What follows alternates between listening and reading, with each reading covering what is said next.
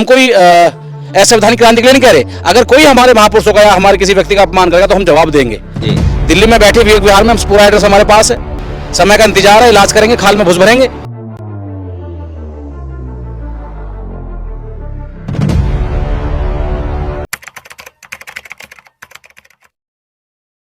साथियों नमस्कार, जय भीम। बहुजन हलचल में आपका बहुत बहुत स्वागत है। मैं उमेश करुणा।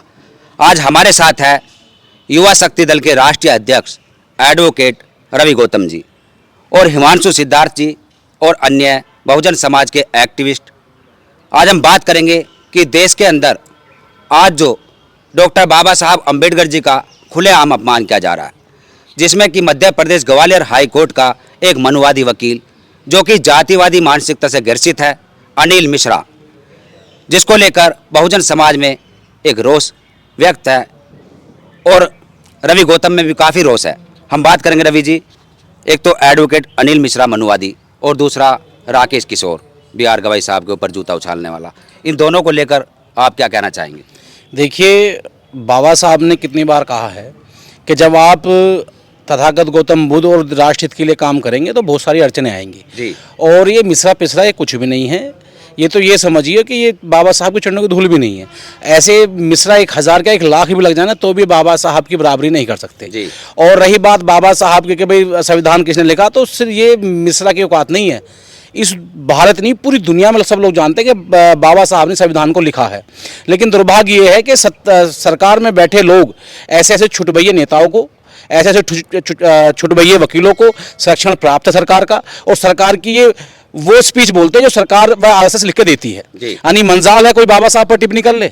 इसी देश में अगर किसी भाजपा के मंत्री पे कोई अपशब्द कह दे और वो यादव हो, मुसलमान हो या बहुजन समाज का कोई भी आदमी हो, उसे घर तोड़े जाते हैं, बुलडोजर चला दिया जाता है और उल्टी यहाँ मिश्रा को सुरक्षा दे दी गई।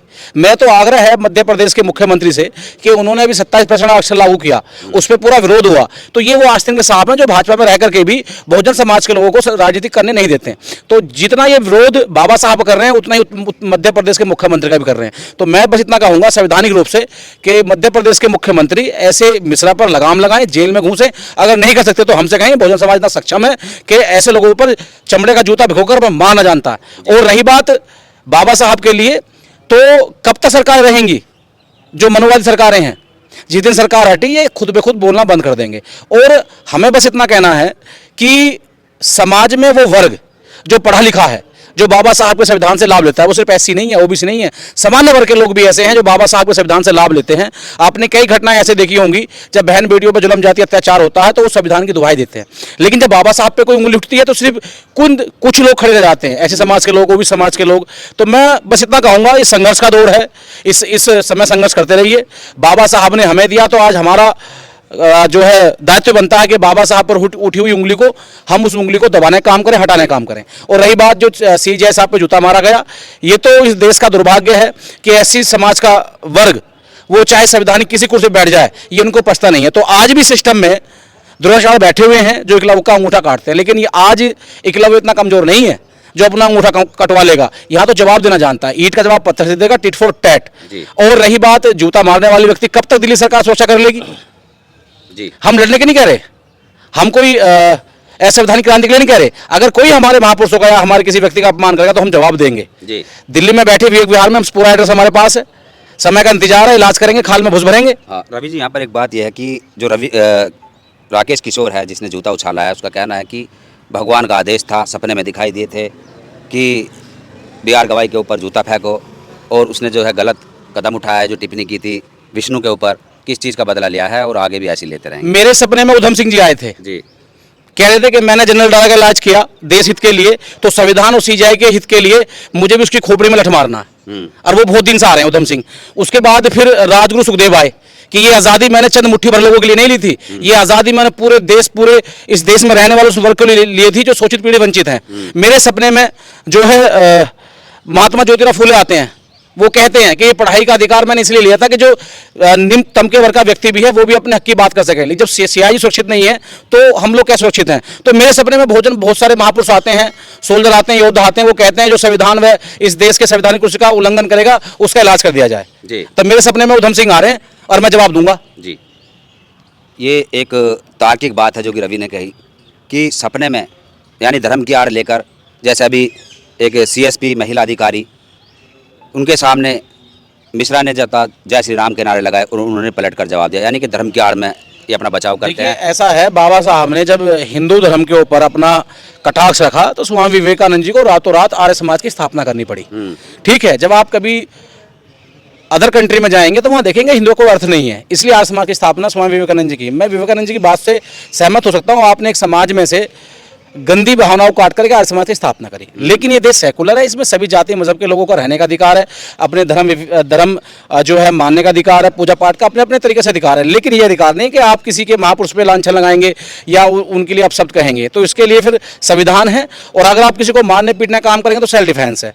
लेकिन हम लोग इतने कमजोर भी नहीं है कि अपने समाज साथ ना। मैंने कितनी बार कहा है, अपने लोगों से कहा है कि भाई मुकदमे मर के भी लड़ जाते हैं, मार के लड़ जाते हैं, तो मार के लड़ो ना मुकदमे, सेल्फ डिफेंस में मारो, अपने हक अधिकार के लिए मारो, आप क्यों पिटते हो? जी, आखिरी सवाल यह है कि जो अनिल मिश्रा ने भारत के संविधान निर्माता व प्रथम कानून मंत्री अंबेडकर जी का अपमान किया है, उसकी मंशा क्या है? उसका कहना है कि 3 बिंदु है। पहला बिंदु है कि डॉक्टर बाबा साहब अम्बेडकर जी को ख़त्म करना है भारत से। दूसरा बिंदु उसने कहा कि यहाँ से आरक्षण को समाप्त करना है, और तीसरा बिंदु कहा है उसने कि यहाँ से संविधान खत्म करके मनोवाद का यहाँ पर देश बनाना है। 3 निशाने हमारे हैं। सर्वप्रथम अम्बेडकर को खत्म करना, द्वितीय आरक्षण को खत्म करना, और तृतीय सनातन की स्थापना इस भारत में करना। इस प्रकार की 3 उसने बिंदु बताए, और उसके अलावा मतलब ये एक राजनीति स्टंट हो सकता है, ये भी कहा जा रहा है, और दूसरा कि एक सस्ती लोकप्रियता भी हो सकती है। और आपका क्या मानना है इसको लेकर? देखिए मैं फिर कह रहा हूँ, कोई माँ का लाल इस देश में पैदा नहीं हुआ जो आरक्षण खत्म कर दे, जो संविधान को खत्म कर दे और मनुस्मृति को लागू कर दे। ये तो हाँ, जिस दिन हमारा ओबीसी समाज खड़ा हो गया, अखिलेश यादव जी का आवास को धुलवाना, एक ओबीसी शूद्र समाज के आवास को धुलवाना, यानी कि उन्हें हिंदू से अलग करना और हिंदू रहते रहते सिर्फ वोट का इस्तेमाल करना, बाकी शूद्र हैं, दलित अछूत है। तो जिस दिन ओबीसी समाज खड़ा हो गया, जैसे आज ऐसी समाज खड़ा हुआ है, उस दिन ये अपनी धोती बांधते हुए भागते नजर आएंगे। और जो कह रहे हैं कि ये हमारा संकल्प है, तो ऐसे संकल्प तो इनके बाबाओं दादाओं ने कितने लिए, बाबा साहब के होते हुए भी। और जब तो बाबा साहब अकेले थे, आज तो करोड़ों लोग बाबा साहब के अनुयायी हैं, बाबा साहब के साथ खड़े हुए हैं, तो ये कौन सा संकल्प ले लेंगे? और मैं कहना चाह रहा हूं, तो क्यों इन्होंने अभी जो 15 अक्टूबर को रैली होने वाली थी, जिसमें पूरे बाहर से लोग पूछ रहे थे, जबकि उन्होंने माफी मांगी कि मैं नहीं चाहता। ठीक है, तो ये सिर्फ छोटी लोकप्रियता है और आरएसएस के एजेंडे पे काम करने का एक तरीका है। बस ये समाज को ये समझना है कि जब वोट की बात होती है तो ये हिंदू की बात करते हैं। क्या आप मुझे ये बताएं कि बाबा साहब हिंदू नहीं थे? इसी वजह से बाबा साहब ने हिंदू धर्म को जो त्यागा और बौद्ध धर्म अपनाया, क्योंकि ये जीते जी ये लोग सम्मान ना दे पाए, तो अब मरने के बाद भी बाबा साहब को सम्मान नहीं दे पाते ये लोग। लेकिन उस समय बाबा साहब अकेले थे, आज करोड़ों लोग जो संविधान बाबा साहब की बनाई हुई जो रास्ते पर चलने का काम कर रहे हैं, आज उनके बाबा साहब के चरणों को नतमस्तक करके उनके साथ खड़े हुए हैं, उनके विचारों पर खड़े हुए हैं। ऐसे बाबा को तो कुछ, ऐसे मिश्रा को तो कुचलने का काम करेंगे। जी जी, रवि ने बहुत बड़ी बात कही है कि बाबा साहब अम्बेडकर जी के आज के समय में करोड़ों अनुयायी है, जो देश में भी है और विदेशों में भी है। और जो डॉक्टर बाबा साहब अम्बेडकर जी से घृणा करते हैं, उन लोगों को शर्म आ जानी चाहिए कि ऐसे मुंह तोड़ जवाब देने वाले करोड़ों लोग यदि सड़कों पर उतर गए तो देश के अंदर गृह युद्ध के हालात हो सकते हैं।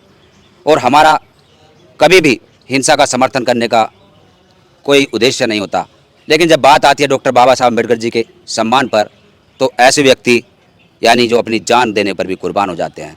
यही कहना है देश के ऐसे करोड़ों लोगों का, जो कि महाराष्ट्र से और यानी शहर से गाँव तक भी चिंगारी पहुँच चुके, गाँव से भी आवाज़ उठ रही है। आज गाँव में भी लोगों को गुस्सा है कि बाबा साहब अम्बेडकर का अपमान हो रहा है। बाबा साहब के जो बनाए हुए मौलिक सिद्धांत हैं, सरकार उन्हें गरीब तक पहुंचाना नहीं चाहती जी। जब SC ST OBC माइनॉरिटी के लोगों के हक की बात आती है तो वो उस पन्ने को दबा देते हैं, उनके हक को चुरा लेते हैं। मैं कई मुद्दे पर आपको बता दूंगा, लेकिन बस कम शब्दों में कोशिश करूंगा कि चाहे वो किसी वर्ग का व्यक्ति है, गांव में बैठा हुआ व्यक्ति जो एक न्याय की उम्मीद करता है, तो वो समझ लो उसके मुख से बाबा साहब बोल रहे हैं। कुछ लोग ये चाहते हैं कि समाज को दबा के रखें, जो चमड़ा छीलता रहे, जो धोबी कपड़ा धोता रहे, जो नाई है वो सिर्फ नाई का काम करता रहे, वो डॉक्टर इंजीनियर वकील ना बने। तबकि बाबा साहब चाहते थे कि पढ़ लिख करके संविधान द्वारा इनके रास्ते खोल दिए गए, जो कई हजार साल की गुलामी में बंद थे, कि एक मल्ला का बेटा, एक दलित समाज का बेटा, एक ओबीसी समाज का बेटा, जो किसी जो पूंजीपति धन्ना सेठों के साहूकार के यहाँ गुलामी के तौर पर उनके यहाँ जो बंधुआ मजदूरी करते थे, तो बाबा साहब ने जो शिक्षा का अधिकार दिया कि जाओ पढ़ो लिखो, संविधान आपको रास्ता देता है कि डॉक्टर इंजीनियर वकील बनो। इसी तरीके से जो महिलाएं हैं हमारी, चाहे वो किसी समाज की हैं, जिन्हें पैर की जूती दासी बना के रखा गया, जिन्हें सिर्फ इस्तेमाल का वस्त्र समझा गया, बाबा साहब ने हिंदू कोड बिल पर जब अपना इस्तीफा देना काम किया, यही कारण था कि जब तक महिलाओं को बराबरी का अधिकार नहीं मिलेगा, पुरुष के बराबर अधिकार नहीं मिलेगा, और वो सभी वर्ग की महिलाओं को चाहे वो कोई अपर कास्ट का क्यों ना हो, तो जाओ महिला को रिश्ते खोल दिए कि देश की बेटी पढ़ेगी, नाम रोशन करेगी। इसी वजह से आज अन्य देशों में जज हैं, डिप्टी कमिश्नर हैं, यहाँ तक कि जो है डिप्टी मेयर हैं और जज हैं, तमाम ऐसी महिलाएं जो देश नहीं विदेश में भी बाबा साहब के संविधान के द्वारा लाभ लेना काम कर रही हैं। तो मेरा देश की करोड़ों बेटियों से, बहनाओं से, महिलाओं से अपील है, देश के उस वर्ग से अपील है जो SC ST OBC है कि अगर बाबा साहब के संविधान पर चिंगार लगी तो समझना कि ये आपके हक अधिकार, आपके सिद्धांत को जलाना चाहते हैं। जी, बहुत बहुत धन्यवाद। रवि जी ने बहुत ही मुखर होकर बेखौफ आवाज़ रखी और गाजियाबाद से चलकर मेरठ में आए हैं, जो कि एक अंकुर धावक कश्मीर से कन्याकुमारी तक एक यात्रा करने का कार्य कर रहे हैं, देश का नाम रोशन करने का काम कर रहे हैं नशा मुक्ति को लेकर। और वहीं सबसे बड़ी बात वही हम लास्ट में कहेंगे कि एक व्यक्ति की वजह से पूरे समाज को या पूरे धर्म को हम दूषित नहीं कर सकते, ना ही उसको हम गलत कह सकते। मिश्रा केवल एक की बात हो रही है यहाँ पर, पूरे समाज को हम नहीं कहेंगे, क्योंकि हर समाज में अच्छे लोग भी होते हैं, गलत लोग भी होते हैं। इस खबर पर आपका क्या कहना है, कमेंट्स में अपनी राय जरूर दें और देखते रहिए बहुजन हलचल। फिर मिलेंगे एक ऐसी खबर के साथ। जय भीम, जय भारत, धन्यवाद।